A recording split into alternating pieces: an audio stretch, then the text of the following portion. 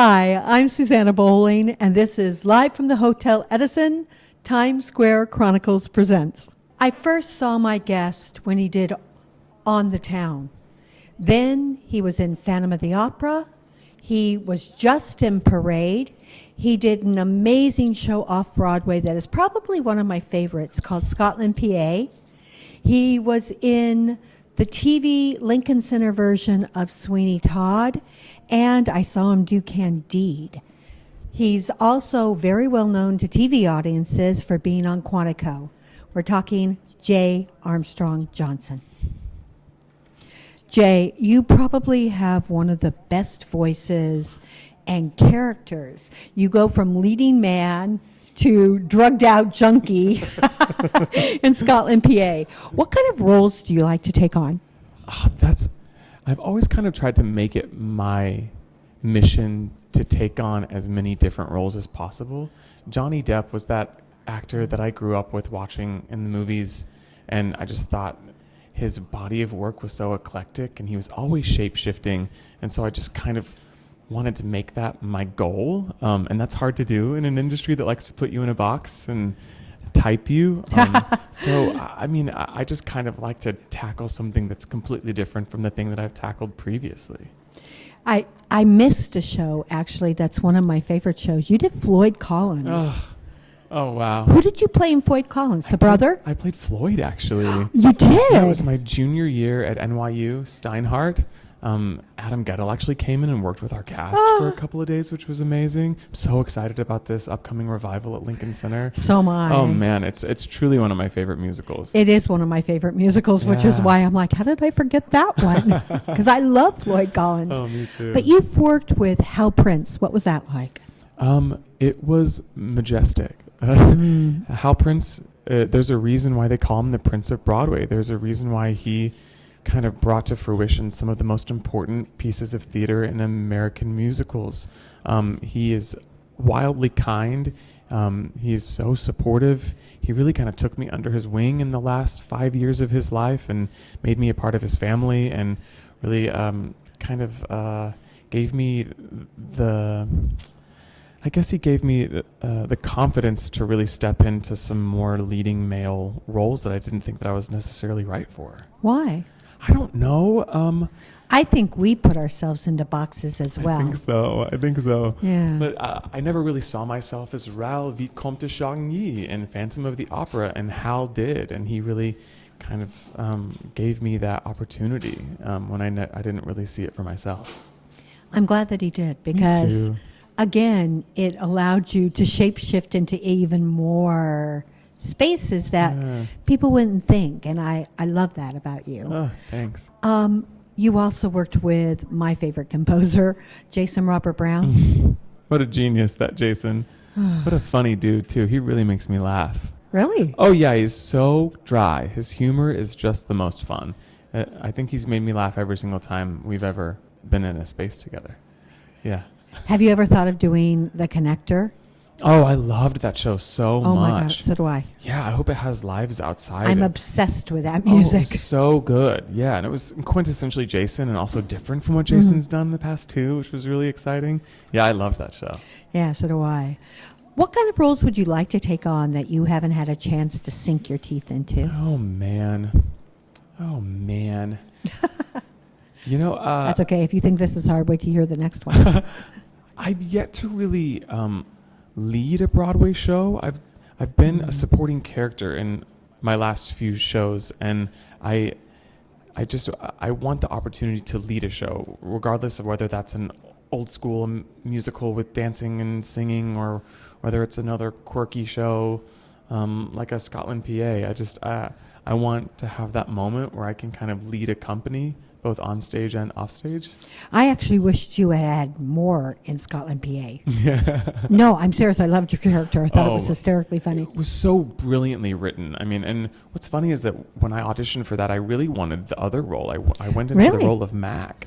And when I was in the room, Lonnie Price handed me the sides for Banco and said, go out into the hallway and learn these real quick, and we'll bring you in. And I was kind of bummed because I wanted the lead. And so I went out into the hallway and I was like, oh, it's a stoner. Okay, But you stole the show. Oh, it was my favorite thing to ever happen in my career, because then it became one of my favorite roles I've ever played. And You were like dazed and confused. it was so fun, that whole process. Yeah. Is there a composer who you haven't worked with that you'd like to sing or interpret? Oh, wow. You know, there is a composer that I have worked with, but just not on like a New York production. I did a lot of workshops and readings, and I met him in my early years of my career. But Ryan Scott Oliver is one of my closest friends, and I think one of the more brilliant composers around. And he's not really been given his due, and I just really hope that he does, one, and that two, I get to be a part of it. I have to tell you that there's a song of Ryan Scott Oliver's that you and Lindsay Mendez sing. Oh, of course. And I listen to it incessantly. Do you? Happy. I love that me too. song. I do too. That was one of the first songs we ever sang together, me and Lindsay Mendez. Oh my God, such a great song, It's a and good so ironic. I know, right? And so true, Very true. which is why I like it. Yeah, I mean, Ryan's humor, his like musical voice that he has. I mean, you can just tell when it's a Ryan Scott Oliver song. You know, when you can tell it's a Sondheim song. Right. You can tell it's a Jason Robert Brown song. You know, Ryan has that kind of like fingerprint of musicality that I can just tell when it's him, you know? What were you thinking when you did the backup for the Ballad of Sarah Berry? Oh my God. You were so funny. Oh, it was so fun. I just thought, you're the gayest kid in school and you are unabashedly yourself. That was kind of my character analysis. No, it was so funny. Like, It was so fun. I mean, that was one of my favorite things I've ever done. And it's one of the things that's mentioned to me most at stage doors, actually. Is like, oh, really? 35 millimeter changed my life. You Oh, know? I love that show. In the same way that like Songs for a New World changed my life growing Mine up. too. Yeah, of course. So. But for me, it was Follies. Anyone Can Whistle. I was very much a Sondheim person. Oh, of course. Like I thought God was Sondheim for a long time. He is. And he's up there with them. Exactly. They're like sitting next to each other, I feel. Yeah, I mean, Bernstein, Sondheim. I was very into the classical musical theater thing. Oh, for sure. They say that eyes are the windows to the soul, but I think songs are. What song or cycle of songs says who you are? Oh, wow, that's a hard one. It shouldn't be, because it should constantly change. You're right. There's no right or wrong answer to this. I think right now in my life, the cycle of songs that I keep coming back to is Beyonce's Cowboy Carter album. I am from Texas, like Beyonce. I grew up on country music, but then I also grew up on all of Beyonce's music. And so for her to finally do an album that kind of, it feels home to me, it's kind of the theme for my Halloween show that I'm producing this year. So I keep coming back to that album and being so impressed and inspired by how she can kind of be genreless. You know, she really leans into every single genre and is not afraid to step outside of the box that everyone wants to put her in, you know? Now, I've actually interviewed you as Winifred. I did. So every Halloween, you do this show called I Put a Spell on You. Right. This year it's got Alive at Webster Hall. Yeah. What's the difference between this one and the successions of ones that you've done before? Well, this one we're at Webster Hall now, which is actually my dream venue. Really? Yeah, my freshman dorm was right across the street from Webster Hall, so I would walk past Webster Hall almost every day on the way to school my freshman year. So it was this venue that I went to. I saw Awesome 80s Prom back Oh, yeah, there, back yeah. in like the early aughts. So it was just this space that felt so downtown and spooky and sexy. So I thought, one day I Put a Spell on You will be there. And the fact that it's happening this year is, I'm kind of pinching myself. It's a huge venue, and so I hope we can fill it. But that's that's the newest thing for I Put a Spell on You this year, and it keeps getting bigger, and friends keep coming on board and friends keep staying on board, and everyone comes to the table with such brilliant ideas, and everyone executes at the highest level and all in service of a really important organization, the Ali Forney Center, which is, Right.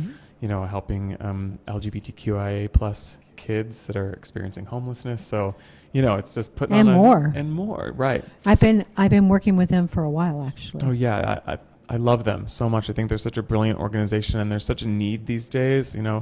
Homelessness amongst the LGBTQIA community is up like 20% or something. Really? Yeah, it's what they told me because of recent legislation and political climate and the pandemic. So the need is really high, and so I'm just glad that the Broadway community and beyond always comes together once a year to kind of lift them up. What is your favorite song for Halloween?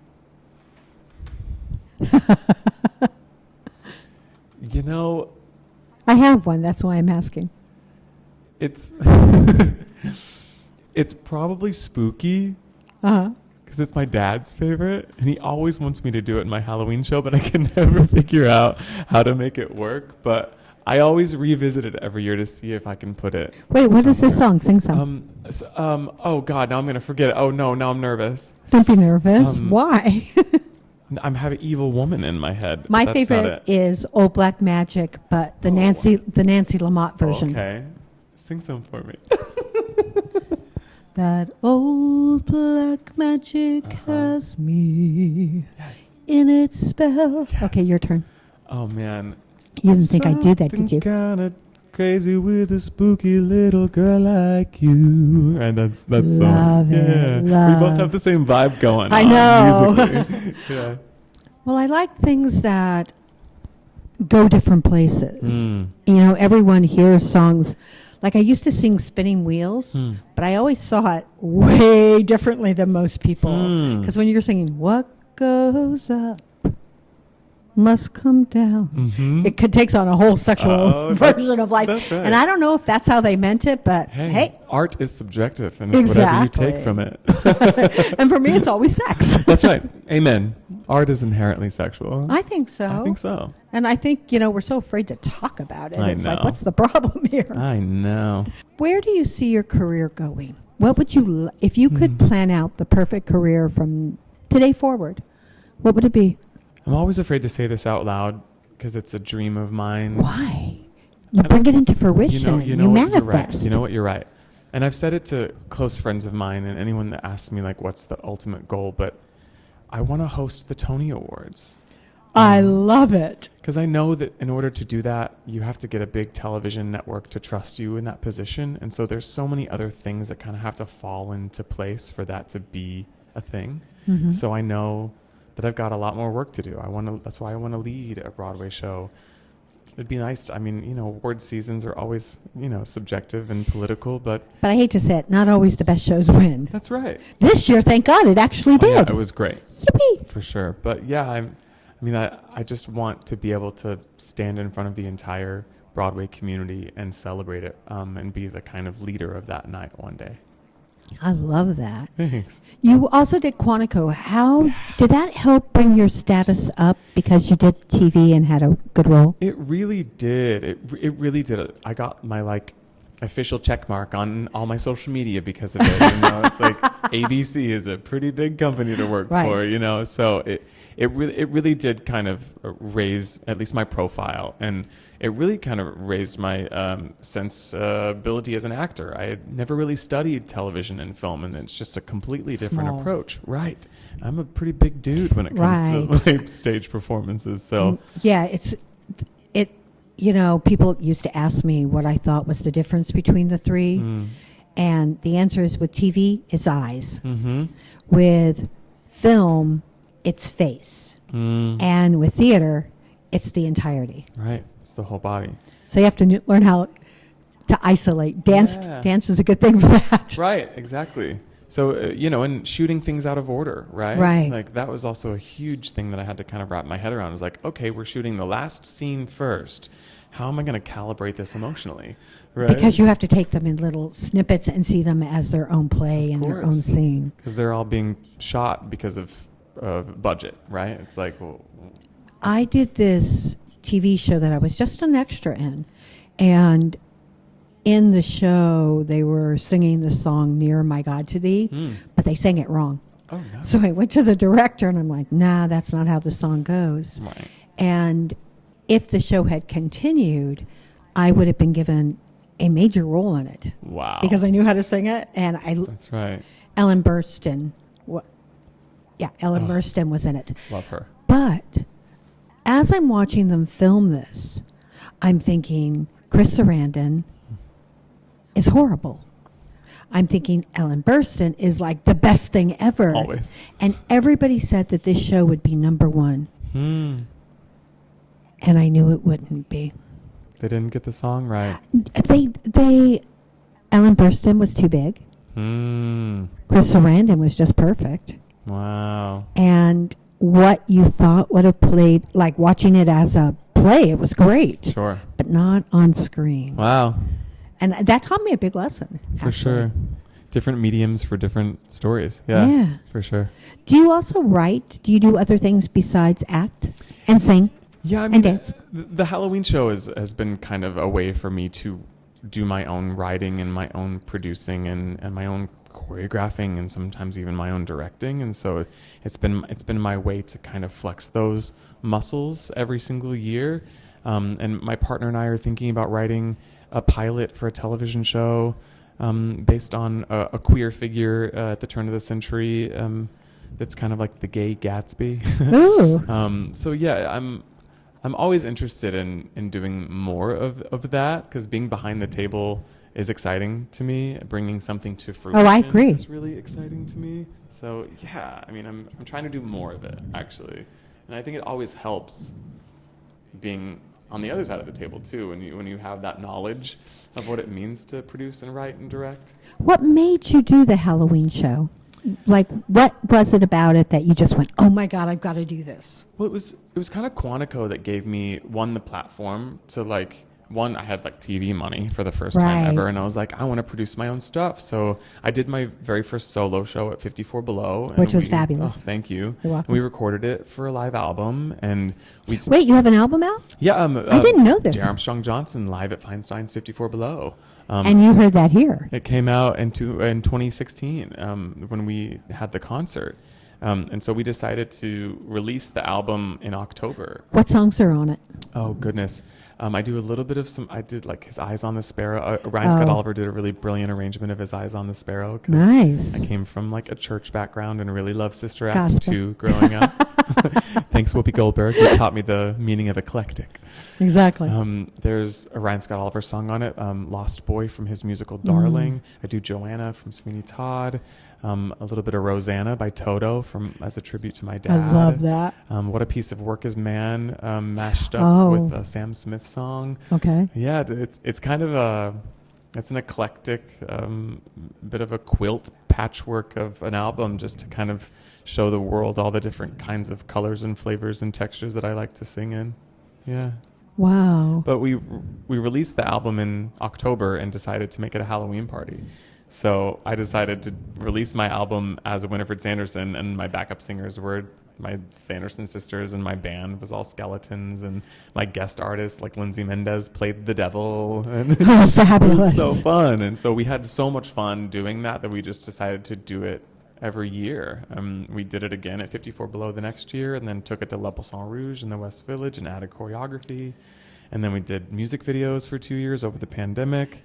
Then we did 2 years at Sony Hall, and now we're at Webster Hall. So it's our 9th anniversary this year. Wow. Yeah. Wow. It's fun. Were you a big fan of Hocus Pocus? Oh, yeah. I mean, I say it's my favorite movie of all time, which is maybe the gayest thing I've ever said, but I just... Why? I don't know. When people ask me what my favorite movie is, some people want me to say, I don't know, Schindler's List or something. I don't know, something more... Mine's The Ghost of Mrs. Muir. There you go.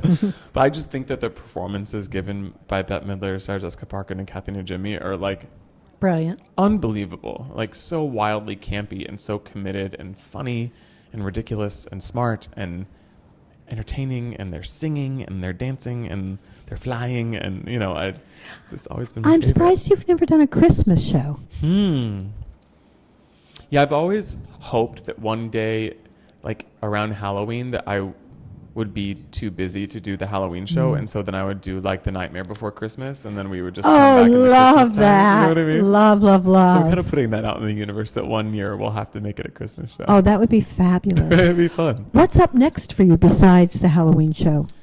Can you talk about anything? I really don't know. I've been doing some workshops of a few musicals that, you always kind of hope will go somewhere. So, I can see you in The Greatest Showman, and I know they're working on that. Oh, I love that movie so much. But there's a new musical that I workshopped called The Heart, and it's based on a French novel about a heart transplant and the people that are kind of connected to this transplant. And Like a new brain? yeah, kind of. Is it a musical?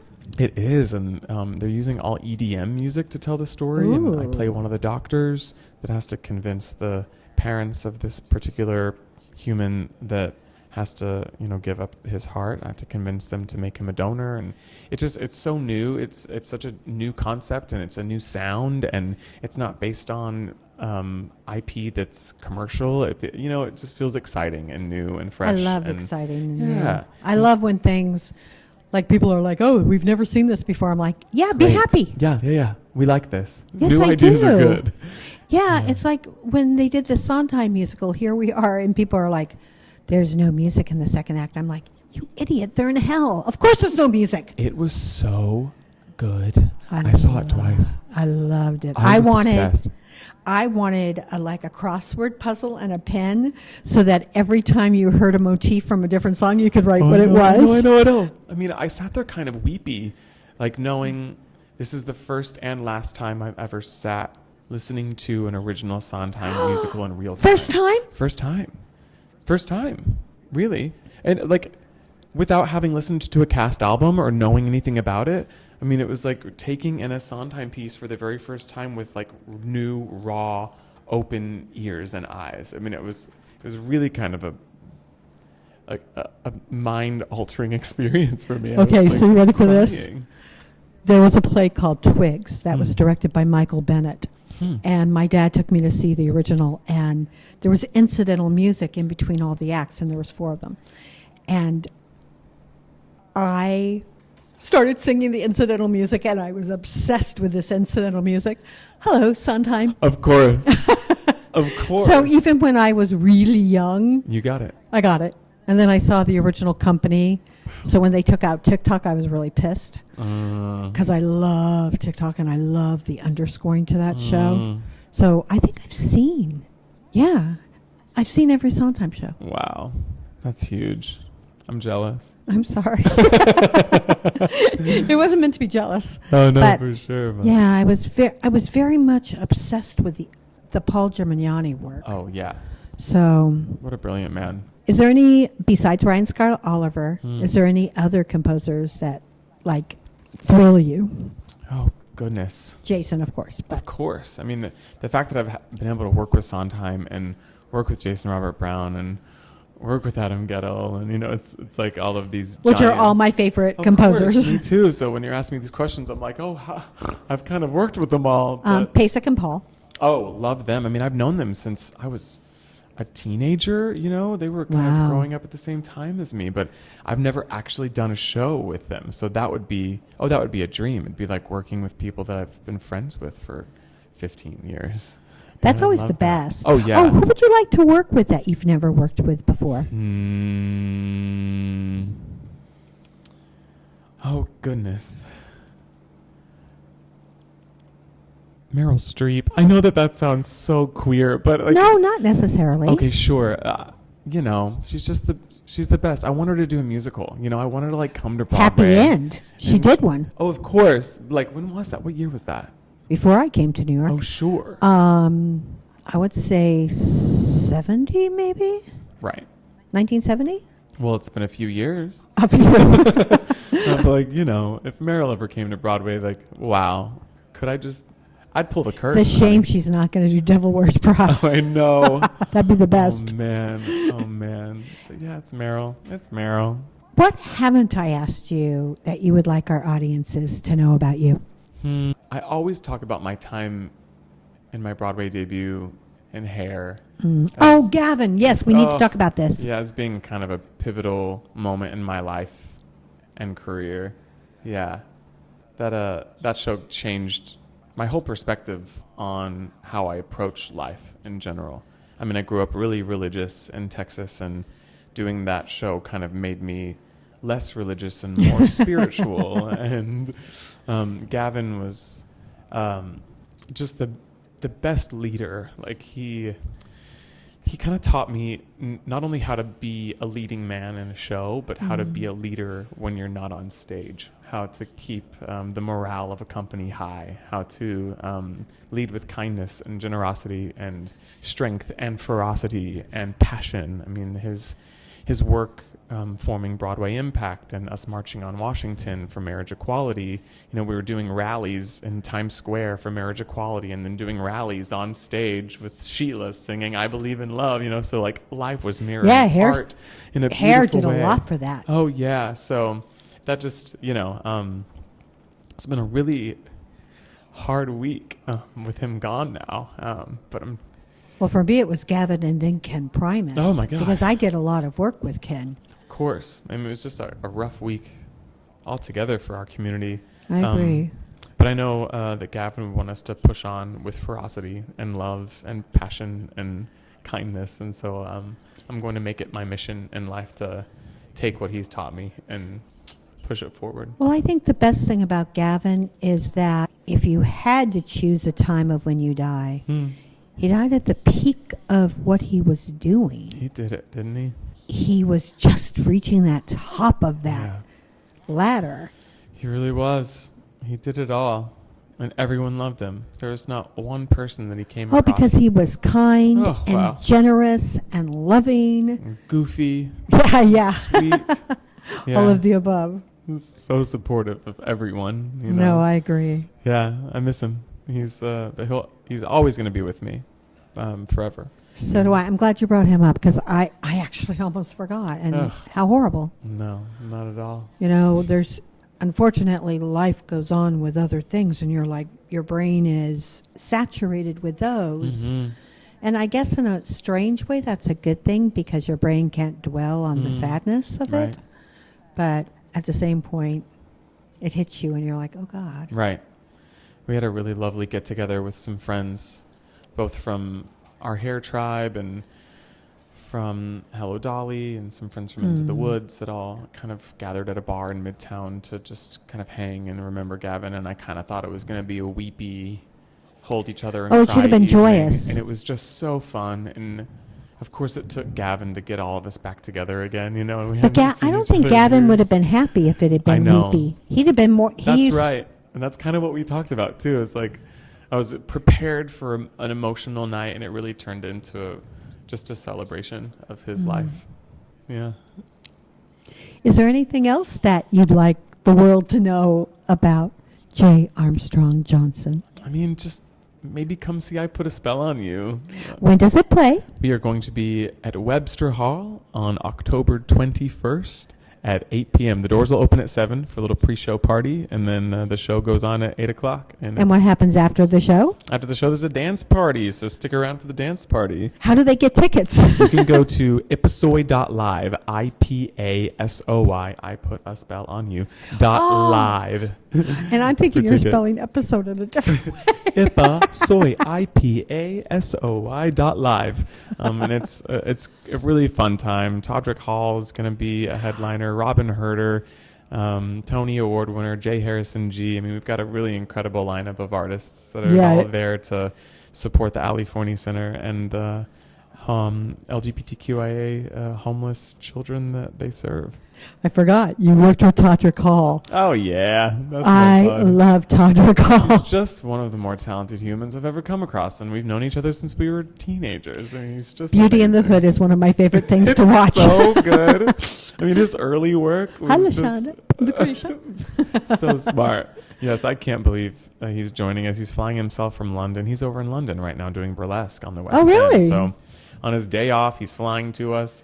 He's doing his own costume design, his own wig design, his own makeup design. Of course. Wait, who's he playing? Can you say? Can I say? I don't know if I can say. I think no, I you have to go see the show to find this out. But if you've never seen Beauty in the Hood, go Google this thing. It is the funniest genius. take on Beauty and the Beast I've ever seen in my life. I would like to thank my guest, J. Armstrong Johnson. I would like to thank Magda Katz for videoing us and making us look and sound good. I'd like to thank Romel Gopez and the Hotel Edison for giving us a home and making us feel welcome. I'm Susanna Bowling, and this is Live from the Hotel Edison, Times Square Chronicles presents.